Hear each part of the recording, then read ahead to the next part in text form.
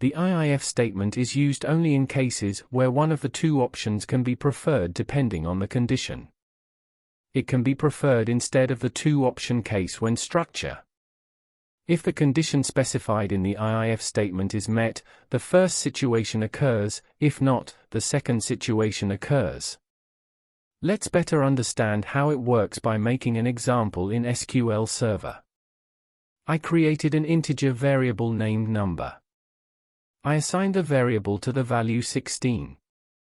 If the variable is greater than or equal to 5, the first option will work, otherwise the second option will work.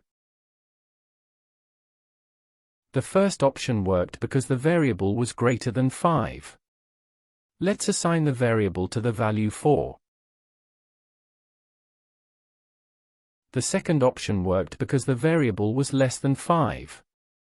Let's make an example using a table. I am creating a table with ID, first name, last name and salary columns. I add 10 records to the table. I can see all the data in the table with the select command.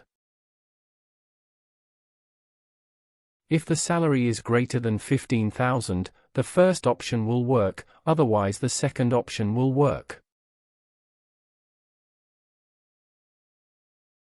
Thanks for watching. To support us, you can subscribe to the YouTube channel and like the videos.